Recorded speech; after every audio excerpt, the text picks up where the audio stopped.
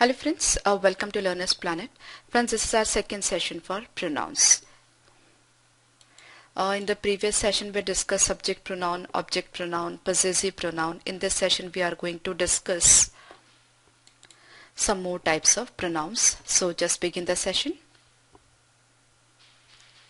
Let's begin the session. Now next in the series is demonstrative pronouns. These pronouns help us to demonstrate something or to point out things. Okay. This is my dog. ये मेरा dog है. These are our dogs. तो जो पास में है उनके लिए हम this सिंगुलर में और these प्लूरल में यूज करते हैं, और जो दूर हैं थोड़े से हमसे उनके लिए हम that सिंगुलर के लिए और those प्लूरल के लिए यूज करते हैं. ठीक है. तो बताने के लिए, पॉइंट आउट करने के लिए किसी भी ऑब्जेक्ट की तरफ आपने पॉइंट आउट किया कि भाई ये चीज मेरी है या ये चीज उसकी है, something like that. So that's actually pointing out. तो पॉइंटिंग आउट के लिए हम डेमोन्स्ट्रेटिव प्रोनाउन यूज करते हैं. Right. So this is my dog, these are our dogs, that's my son, those are our dogs. We can use this, these, that, those with or without a noun. Noun हो भी सकता है, noun नहीं भी हो तो भी sentences frame होते हैं. So this cake is delicious. हम इस केक की तरफ बता रहे, पॉइंट आउट कर रहे कि ये जो केक है वो बहुत टेस्टी है, यमी है, ऐसा कुछ भी आप यूज कर सकते हो. These photos are excellent. That letter is important. Those boys are intelligent. This is a delicious meal. These are excellent photographs. Okay. Who is that? We use this is and is that on telephone also. वो भी हमने last time बात किया था. This is hello, this is Deepak, is that Rishi? आप phone पे कभी बात करते हो तो अपना नाम बताते हो तो ऐसे ही बताते हो ना, this is this, and आप सामने वाले से पूछते हो जो भी नाम है उसका, is that Rishi, is that Sunil, is that Ram, whatever. Right. और हम अपने इंट्रोडक्शन के लिए भी इस यूज करते हैं. सपोज किसी भी पार्टी में अगर आप अपने किसी भी फैमिली मेंबर को मिलवा रहे हैं, so hi this is my wife Anu, Anu this is Ravi. ठीक है. जो भी वाइफ, हस्बैंड, भाई बहन जो भी हो, this is my husband, this is my brother, this is my sister, something like that. Right. So Ravi this is my wife Anu, Anu this is Ravi. तो दोनों जगह पर्सन्स के लिए लेकिन दिस यूज किया है. Right. We use this with days of the week, etc. I'm going to do is it this evening, this Saturday, this week, this month. ठीक है. ये कोई भी पर्टिकुलर काम की हम बात कर रहे हैं. दिस इवनिंग मतलब आज शाम को, इस सैटरडे को, इस हफ्ते में या इस महीने में. राइट. तो दिस का यूज मतलब इस पर्टिकुलरली हम इसके बारे में बात कर रहे हैं. राइट. इसी महीने में या इसी शाम को, इसी शनिवार को. ठीक है.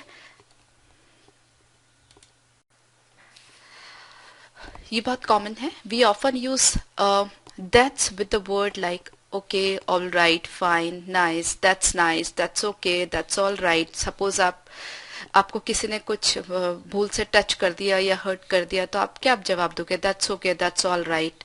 या फिर कोई आपको थैंक यू बोल रहा है तो आप क्या बोलोगे? That's okay, that's all right. Right. So somebody has said or what has happened, thank you for helping me. तो आप, किसी ने आपको अगर बोला कि भाई thank you for helping me, तो आप क्या बोलोगे? That's all right, I enjoyed it, I am sorry, don't worry, that's okay, I am getting married in this June, that's wonderful, that's nice, that's like a good girl. तो इस सब जगह हम that's use कर रहे हैं. Right. Then if something is near in time we use this or these. This is a good party, right? We say this at the time of the party. ठीक है. पार्टी में आप खड़े हैं, 3-4 लोग आपस में बात करने की, अच्छी पार्टी है, नहीं है, so that's a good party, that was a good party. Right. Party खत्म हो गई, उसके बारे में आप बात कर रहे हैं तो that was a good party, वो पार्टी अच्छी थी. अभी ये पार्टी अच्छी है, वो पार्टी अच्छी थी. So this is after the event और this is during the event, or during the party and after the party. We use one to replace a singular noun. I have bought some biscuits. मैंने कुछ biscuit खरीदे हैं, तुम्हें एक चाहिए क्या? Right. सो biscuit के लिए do you want a chocolate one, मतलब बहुत तरह के बिस्किट होंगे, maybe chocolate, pineapple, butterscotch या मिल्क बिस्किट, कोई भी तरह के होंगे. तो तुम्हें चॉकलेट बिस्किट चाहिए क्या? So do you want a chocolate one. Right. So ये जो वन है वो हम सिंगुलर नाउन को रिप्लेस करने के लिए ये प्रोनाउन यूज करते हैं. That's my sister, the one with the red hair. Right, sister को वन से रिप्लेस किया. ओके. सपोज जैसे आप कोई भी शॉप पर गए, वहां पे 5-6 ड्रेसेस टंग रही है, आपने पूछा which one do you like, तुम्हें कौन सी पसंद है. राइट, या I like the pink one, मुझे वो पिंक वाली पसंद है. ठीक है, तो जो वन है वो आप जो नाउन है उसको आप वन से रिप्लेस कर रहे हो. ओके. और सिमिलरली अगर प्लूरल नाउन है तो आप वंस यूज करते हो. Right. So I don't want the green apples, I want the red ones. मतलब आपको एप्पल्स को आप रिप्लेस कर रहे हो तो वंस आएगा, एप्पल को रिप्लेस कर रहे हो तो वन आएगा. ठीक है. स्पॉटिंग एरर्स के क्वेश्चंस जब भी होंगे तो उसमें इस तरह की एरर्स हो सकती हैं, तो उस पॉइंट ऑफ व्यू से आप ध्यान में रखिएगा. Are those your books, yes the ones on the top shelf. जो टॉप शेल्फ पे रखी हुई है वो सारी किताबें मेरी हैं. राइट. सो बुक्स को आप रिप्लेस कर रहे हो वंस से. बुक होती तो वन, बुक्स है तो वंस. ठीक है, तो बहुत इंपॉर्टेंट है, ध्यान रखिए. इसी तरह से we often use this one, these ones, that one, those ones. Have you seen the photos, this one is excellent. Look at these flowers, I like these ones. मतलब ये पर्टिकुलर टाइप के कोई भी फ्लावर्स है वो मुझे बहुत पसंद है. Right. So this one, these once. Singular अगर है, जैसे यहाँ पर फोटोग्राफ, बहुत सारे फोटोग्राफ्स में से किसी एक पर्टिकुलर फोटो की बात कर रहा है तो दिस वन, लेकिन बहुत सारे फ्लावर्स की बात कर रहा है तो दीज वंस. ओके. इसी तरह से हमें क्वेश्चन अगर पूछना है तो हम विच वन या विच वंस करके पूछते हैं. Right. Which one is yours, which ones are yours. There are 2 boys in the photo, which one is your friend. इसमें से दोनों लड़कों में से तुम्हारा दोस्त कौन सा है. Which one is your friend, दोनों में से एक. There are a lot of shoes in the shop, which ones would you like. तुम्हें किस तरह के चाहिए. Right. Black ones, brown ones, red ones. ठीक है, लाल वाले चाहिए, काले वाले चाहिए, ब्राउन वाले चाहिए. सो उसके लिए हम अगर प्लूरल है नाउन तो प्लूरल आप ये प्रोनाउन यूज करोगे तो once. Right? Next is a reflexive pronoun. We use reflexive pronouns when the subject and object is the same person. Generally आपने self वाले words देखे होंगे, वो सब actually reflexive pronouns होते हैं. Myself, yourself, himself, herself, itself, ourselves. ये plural हो गया, इसलिए self की जगह selves हो गया. Yourselves plural, themselves plural. Right. So I enjoyed myself at the party. Right. Subject भी I है, object भी मैं ही हूँ. Right. तो subject और object दोनों मैं ही हूँ, तो फिर हम reflexive pronoun यूज करते हैं. राइट. इसके मेरे लिए myself, तुम्हारे लिए yourself, उसके लिए himself, herself या itself. ठीक है. हमारे लिए ourselves, और तुम अगर प्लूरल है तो यू, अगर प्लूरल है मोर देन वन पर्सन तो योर सेल्व्स, और दे के लिए themselves. Okay. I enjoyed my self at the party. Particularly enjoy के लिए माई सेल्फ या योर सेल्फ लगाते ही हैं. मतलब हम ये साथ में रिफ्लेक्सिव प्रोनाउन यूज करते हैं. जैसे हम अगर किसी को कह भी रहे हैं कि जाओ तुम एंजॉय करो, तो हम सिर्फ जस्ट गो एंड एंजॉय नहीं कहेंगे, just enjoy your self. Right. अब जैसे ये सेंटेंस है, please make your self at home, तुम घर पे ही रहना. इसका कहने का मतलब ये, he cut himself while he was shaving. वो जब शेविंग करा था तो उसने खुद को, उसको कट लग गया, तो उस कट उसी खुद से ही लगा, उसकी खुद की गलती से लगा. राइट. तो ही कट हिमसेल्फ, उसने अपने आप को काट लिया. ऐसा आप कह सकते हो. काट लिया इन द सेंस जानबूझ करके नहीं, गलती से. Suniti will do it herself. Suniti ये काम अपने आप कर लेगी. The dog hurt itself. एक कुत्ते ने अपने आप को लगा लिए, कई बार खेल रहा होगा, कूद रहा होगा, तो इसने अपने आप को हर्ट कर लिया. We should help ourselves to the food. Please serve yourself. अपने आप को खाना खुद ही परोस लीजिए. सेल्फ सर्विस है कहने का मतलब. They injured themselves during the match. उन्होंने अपने आप को लगा दिया, मैच के दौरान उन लोगों को लग गई, तो कहने का मतलब है दे इंजर्ड देमसेल्फ, उन्होंने अपने आप को लगा लिया, गलती से लग गया, खेलते खेलते लग गया, but they injured themselves. When we use enjoy without a reflexive pronoun, we must use it with an object, right? He enjoyed the party. जैसे मैंने आपको एंजॉय का जो स्पेसिफिक केस बताया कि उसके साथ हमें रिफ्लेक्सिव प्रोनाउन यूज करना ही होता है. अगर नहीं करते हैं तो फिर हमें कोई ना कोई एक ऑब्जेक्ट होना चाहिए. ओके जैसे हम ऐसा नहीं कह सकते किसी को भी गो एंड एंजॉय योरसेल्फ, और अगर हमें योरसेल्फ नहीं लगाना है तो एंजॉय द पार्टी या एंजॉय द इवेंट या जो भी है, राइट?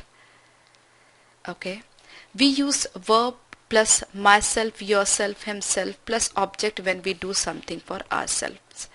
हम कोई काम खुद के लिए कर रहे हैं, जैसे I cooked myself a cake, right? I cooked a cake for myself, right? मैंने अपने खुद के लिए एक केक बनाया. She washed herself an apple. She washed an apple for herself. उसने खुद के लिए एक एप्पल काटा. मतलब कोई भी काम हम खुद के लिए कर रहे हैं या वो जो दूसरा बंदा है वो काम उसके खुद के लिए कर रहा है, right? I cooked my self, she washed her self. वो खुद के लिए एप्पल काट रही है, वो खुद के लिए केक बना रही है. दूसरा आप डिफरेंस ध्यान से समझिए. We use verb plus object plus myself yourself when we want to make it clear that another person didn't do it, right? यहाँ पर क्या हो रहा था, कोई काम खुद के लिए हो रहा है तो क्या हो रहा था, डिफरेंस आप ध्यान से समझिए. We use verb plus myself plus object. यहाँ पे क्या है, verb plus object plus myself, right? Verb object myself. और प्रीवियस केस में क्या था, verb myself plus object. यहाँ पर क्या हो रहा है कि कोई काम मैं खुद के लिए कर रही हूँ, और यहाँ पर क्या हो रहा है कि कोई काम मैं खुद कर रही हूँ दूसरों के लिए, लेकिन कर रही हूँ पूरा काम मैं खुद ही, किसी और की कोई हेल्प नहीं है. ठीक है, तो दोनों के स्ट्रक्चर में डिफरेंस है. आप देखिए, आई कुक डिनर माई सेल्फ मतलब पूरा खाना मैंने खुद ने बनाया है, right? I cooked my self cake, जैसे अभी था यहाँ पर आई कुक्ड माई सेल्फ केक मतलब मैंने खुद के लिए केक बनाया. और I cooked cake my self मतलब मैंने खुद ने केक बनाया. खुद के लिए नहीं बनाया है, खुद ने बनाया है, खा दूसरा भी सकते. लेकिन यहाँ पर जो था मैंने मेरे लिए ही बनाया है, और यहाँ पर जो है मैंने सबके लिए बनाया है लेकिन किसी की हेल्प नहीं ली है, right? He did the homework himself, उसने पूरा होमवर्क खुद किया है. ठीक है, तो दोनों में जो प्रोनाउन है उसके प्लेसमेंट में फर्क है. अगर प्लेसमेंट में फर्क है तो दोनों का मीनिंग अलग अलग होता है. I cooked myself a cake and I cooked a cake myself, right? I cooked myself a cake मतलब मैंने केक बनाया है खुद के लिए, और I cooked a cake for myself, I am sorry, I cooked a cake myself तो मैंने पूरा केक खुद बनाया है, right? I cooked myself a cake का मतलब I cooked a cake for my self, right? So placement of myself will change the this meaning of the sentence. Okay. इसी तरह से we use by plus myself, yourself, himself when we do something without help, right? जैसे I cooked dinner myself है यहाँ पर, या by myself आप लगा सकते हो. So I cooked dinner by myself. Okay, so पूरा खाना बिना किसी हेल्प के मैंने बनाया है. I cook dinner by myself, right? कोई एक्सटर्नल हेल्प नहीं है. इसी तरह से, और when we are alone she was sitting by herself. Sitting by herself का मतलब वो अकेली बैठी है, कोई उसके साथ में नहीं है. we can have more examples. I looked at myself in the mirror. मैंने कांच में अपने आप को देखा. You should think about yourself. तुम्हें अपने आप के बारे में सोचना चाहिए. Take care of yourself. अपना ख्याल रखो. I looked at myself in the mirror. Okay, repetition. He cut himself with a knife. उसने नाइफ को अपने आप को नाइफ से काट लिया गलती से. She fell off her bike when she didn't hurt but she didn't hurt herself. वो बाइक से गिर गई पर उसको लगी नहीं ज्यादा. प्लीज हेल्प योर सेल्फ, एक पर्सन के लिए, अगर ज्यादा है तो yourselves. He locked himself in the room. उसने अपने आप को जो रूम में बंद कर दिया. ही बॉट है कार फॉर हिमसेल्फ. उसने अपने लिए कार खरीदी. He who loves only himself is a selfish. जो सिर्फ अपने आप को प्यार करता है वो एक स्वार्थी इंसान है.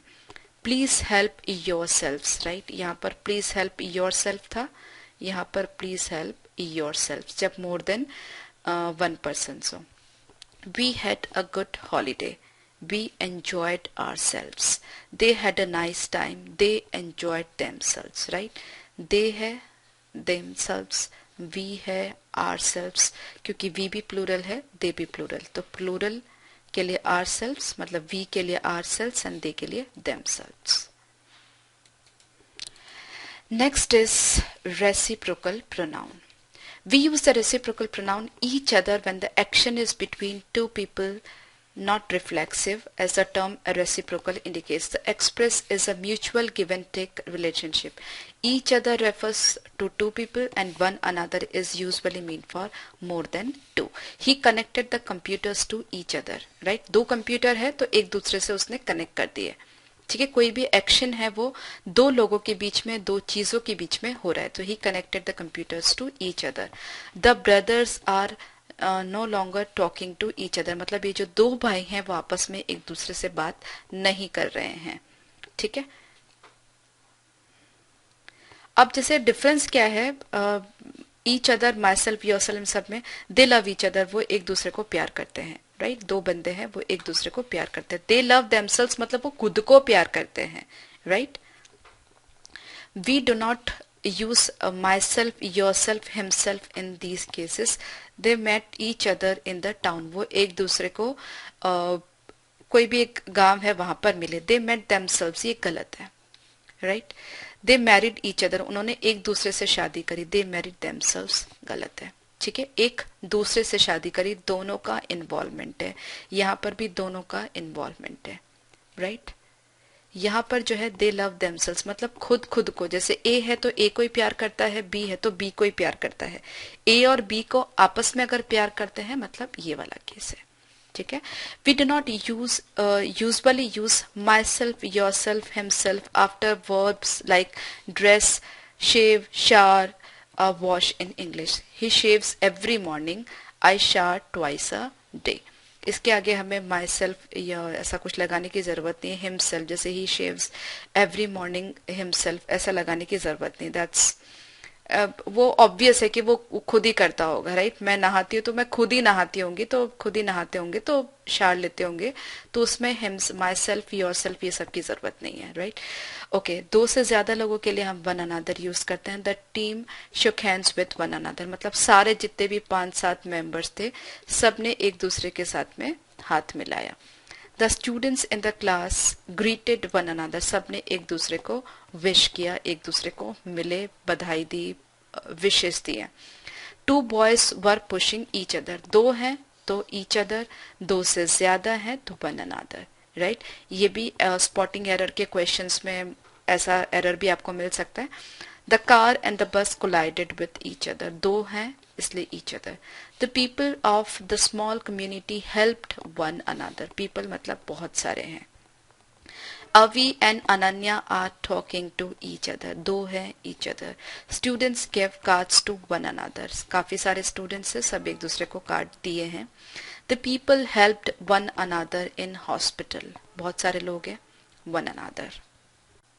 फिर next is relative pronouns, who, whoever, which, that, whose.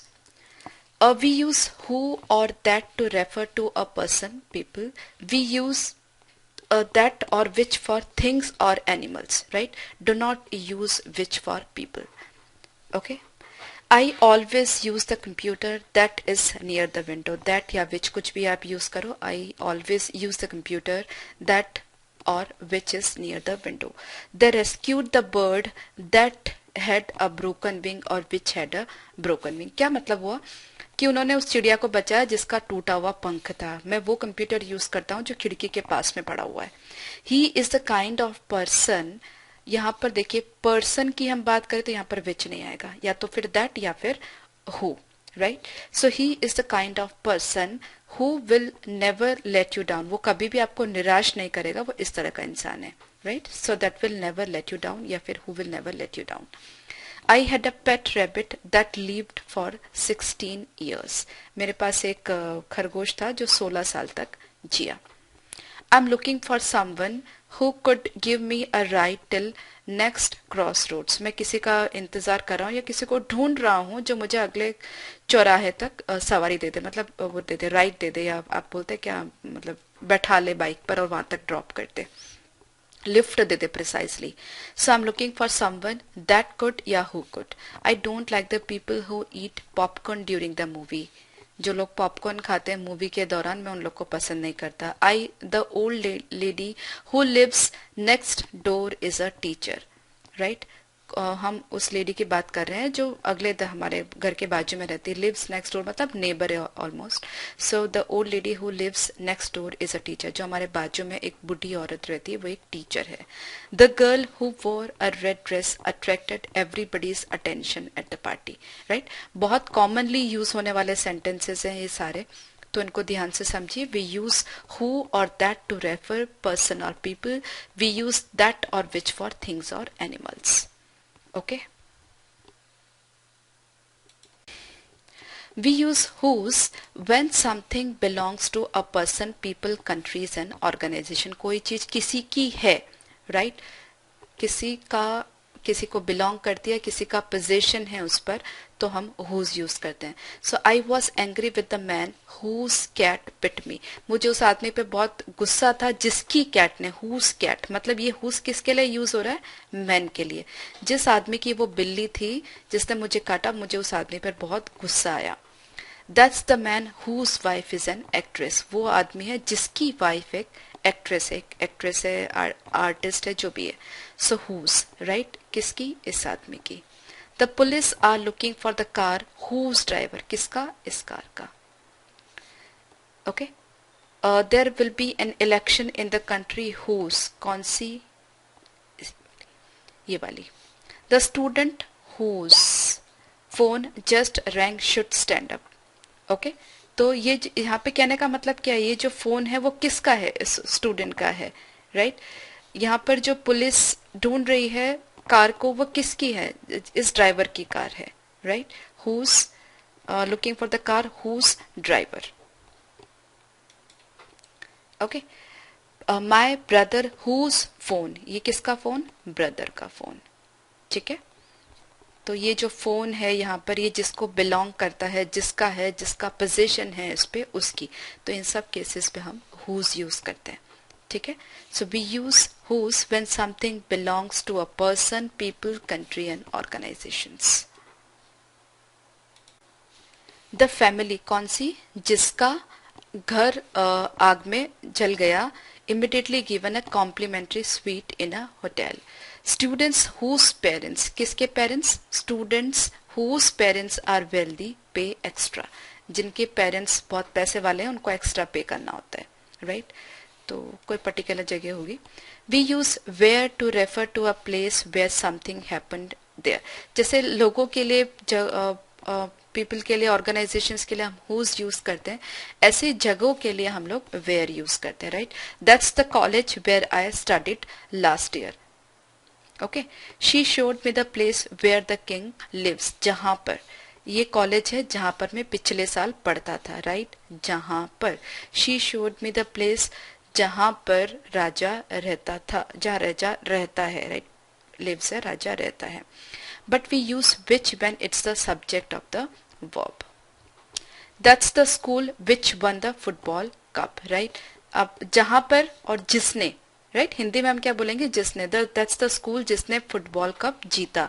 That's the palace जो जल गया. राइट, तो जिसने फुटबॉल कप जीता जो जल गया. राइट, तो आप हिंदी में ट्रांसलेट करेंगे तो आपको डिफरेंस और अच्छे से समझ में आ जाएगा.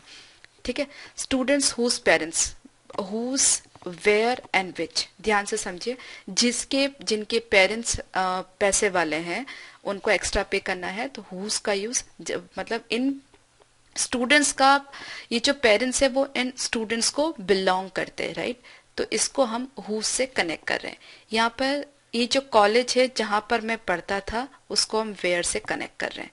राइट, यहाँ पर ये जो स्कूल है जिसने जीता है, ये कप, उसको हम विच से कनेक्ट कर रहे हैं.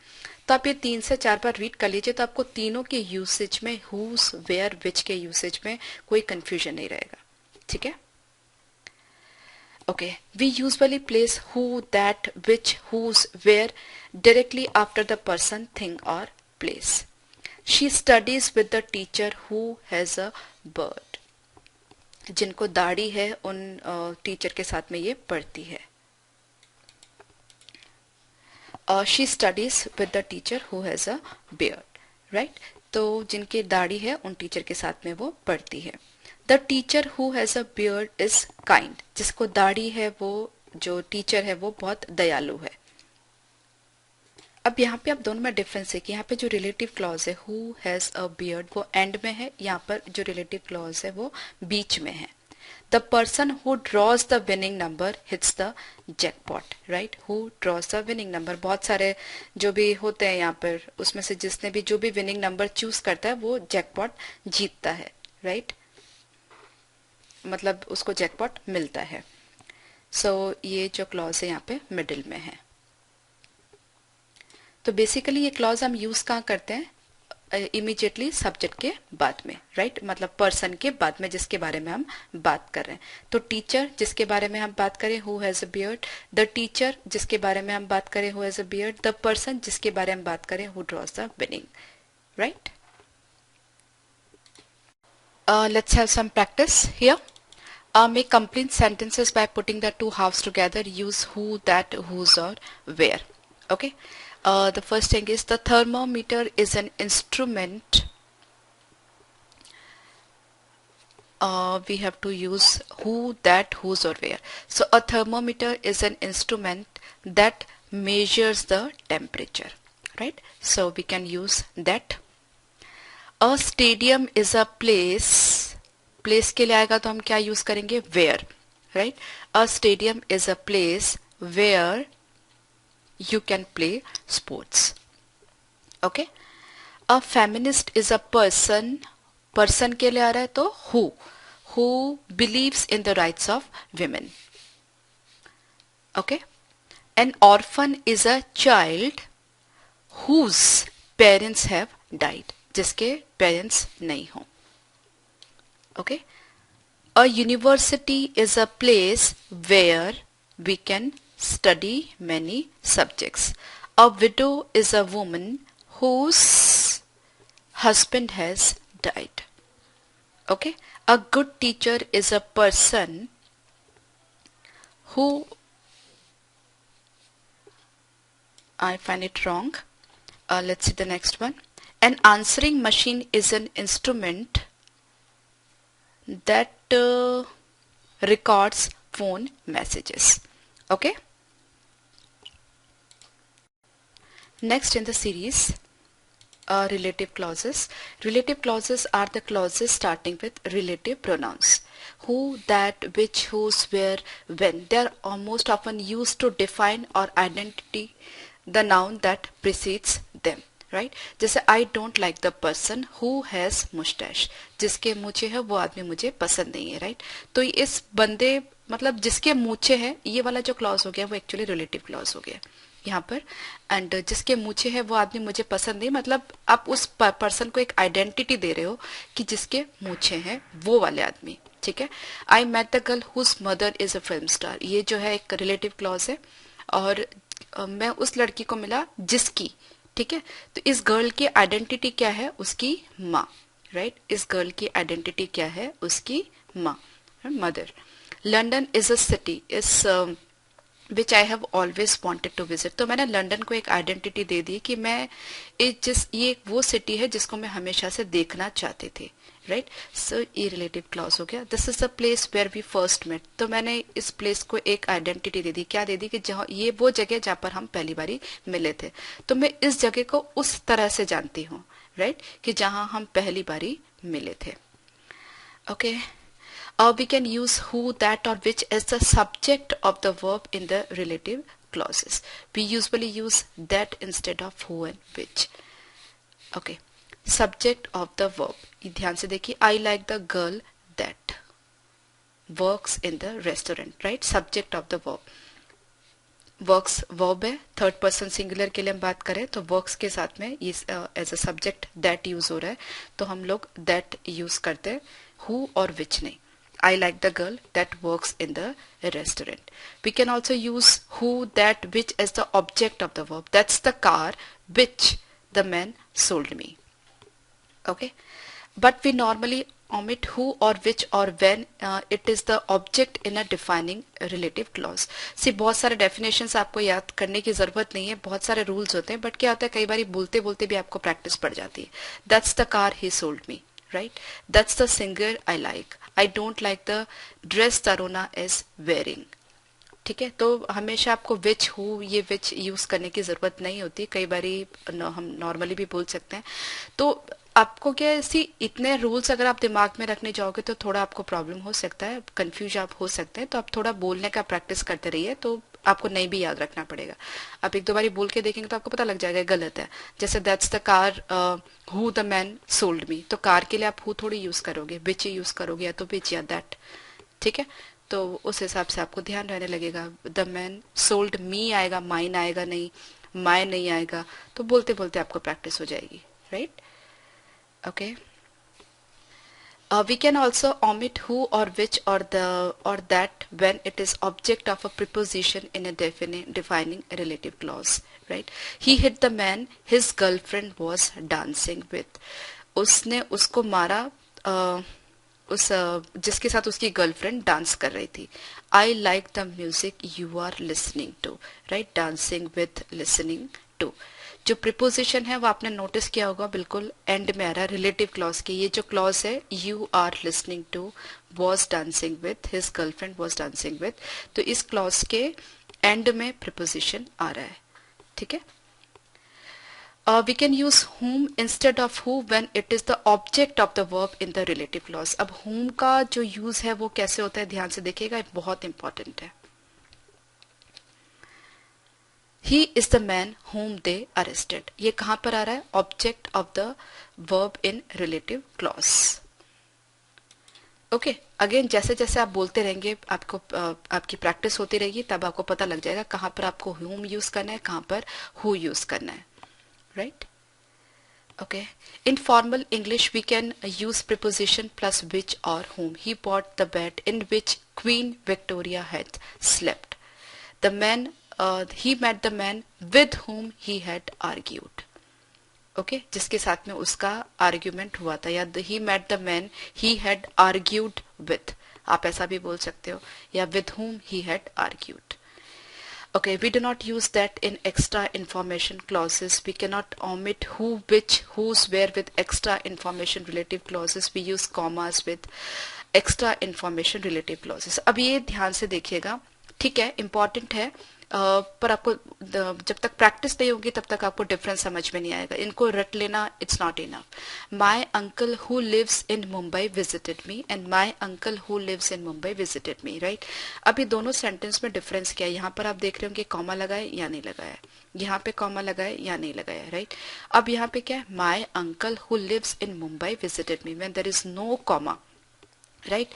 हम कॉमा कब यूज करते हैं, एक्स्ट्रा इंफॉर्मेशन के लिए, राइट. एक ही आदमी के एक्स्ट्रा इंफॉर्मेशन के लिए. इन दोनों सेंटेंसेस में क्या फर्क है कि उसके बहुत सारे अंकल है, उसमें से वो अंकल जो मुंबई में रहते हैं वो मुझे मिले, राइट. यहाँ पे मैंने बताया मैनी अंकल्स, तो इसके my uncle who lives in मतलब मेरे बहुत सारे अंकल हैं, उसमें से जो मुंबई में रहते हैं वो मुझे मिले, राइट. अब यहाँ पे क्या डिफरेंस है दोनों में, my uncle who lives in Mumbai visited me, ये एक ही अंकल है, लेकिन उस अंकल के बारे में ये एक एक्स्ट्रा इंफॉर्मेशन है कि हु लिव्स इन मुंबई, मेरे अंकल जो मुंबई में रहते हैं वो मुझे मिले. तो दोनों सेंटेंसेस में डिफरेंस क्या है, यहाँ पर अंकल बहुत सारे हैं लेकिन वो अंकल जो मुंबई में रहते हैं वो मिले. दूसरे अंकल हो सकता है कैलकाटा मद्रास में रहते हो, चेन्नई में रहते हो, लेकिन जो अंकल मुंबई में रहते हैं वो मिले, राइट. तो यहाँ पर अंकल बहुत सारे हैं, यहाँ पर अंकल एक ही है लेकिन उसी अंकल के बारे में एक्स्ट्रा इंफॉर्मेशन दे रहे हैं, right. So we use commas with extra information relative clauses, that's very important. इन दोनों के बीच में डिफरेंस आपको समझ में आना चाहिए. Okay, similarly my brother who is a doctor has gone to London. अब बहुत सारे भाई है, उसमें से एक जो डॉक्टर है वो लंदन गया है। इसका मतलब ये हुआ विदाउट कॉमा। कॉमा है तो क्या मतलब है, माई ब्रदर जिसके बारे में आप एक्स्ट्रा इन्फॉर्मेशन दे रहे हो, मेरा भाई जो कि एक डॉक्टर है वो लंदन गया है, right. So many brothers one brother. Okay, so comma you add for extra information. The manager who speaks French talk to the tourist. ये मैनेजर के बारे में एक्स्ट्रा इन्फॉर्मेशन है कि वो जो फ्रेंच भी बोलता है। We went to a new restaurant which serves Chinese food. एक ये जो रेस्टोरेंट है वो नया भी है और ये चाइनीज फूड भी सर्व करता है। The cook whose food is delicious is very fat. Right? ये कुक बहुत अच्छा जो खाना बनाता है उसके बारे में बात कर रहे हैं। ये कुक के बारे में extra information is very fat. The garden where I often sit in summer has lots of roses. तो कॉमा का प्लेसमेंट आप देख रहे हैं, अगर कॉमा लगाया है तो क्या मीनिंग है और कॉमा नहीं लगाया है तो क्या मीनिंग है, आपको एकदम अच्छे से यहाँ पे समझ आ रहा होगा। कॉमा नहीं लगाया तो बहुत सारे अंकल है, और कॉमा लगाया तो अंकल एक ही है लेकिन जो उनके बारे में एक्स्ट्रा इन्फॉर्मेशन प्रोवाइड की जा रही है, राइट। तो वी जस्ट, अब आपको ये समझ में आ जाएगा, we do not use that in extra information clauses. ये बहुत इंपॉर्टेंट है। अगर आप कोई भी एक्स्ट्रा इन्फॉर्मेशन दे रहे हो, जैसे my uncle that lives in Mumbai visited me, ये करेक्ट है, लेकिन my uncle that lives in Mumbai visited me वो गलत है, क्योंकि यहाँ पर आप एक्स्ट्रा इन्फॉर्मेशन दे रहे हो तो दैट आप यूज नहीं कर सकते हो, ठीक है। तो जब भी आपको सी हु जहाँ पे यूज करते हैं, जनरली ह्यूमन बींग्स के लिए हम दैट भी यूज कर लेते हैं, लेकिन जब भी एक्स्ट्रा इन्फॉर्मेशन देनी है हु यूज करो, दैट नहीं।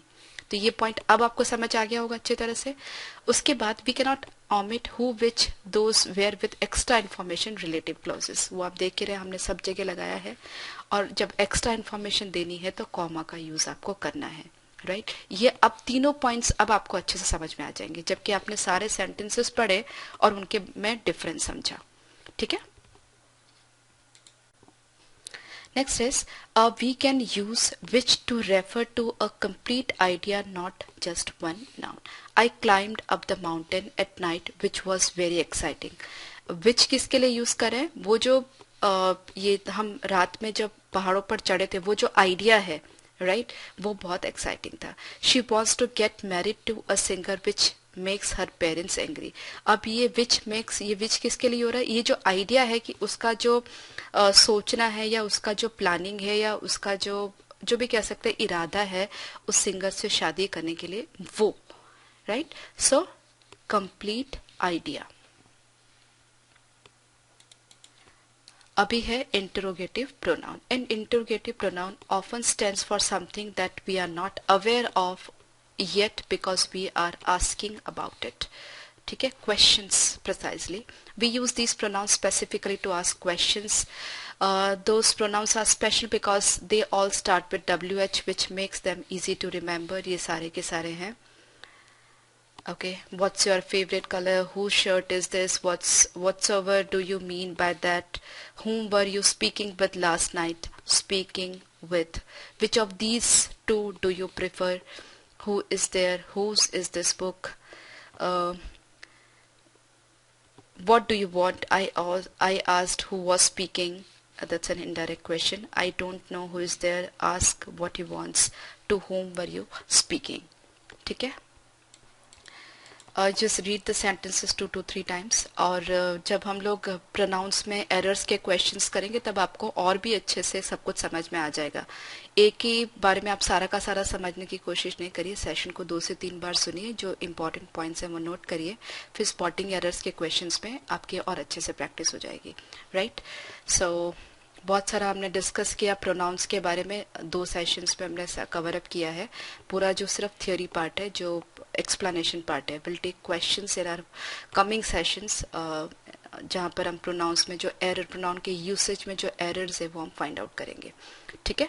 सो I will see you in the next session, bye bye.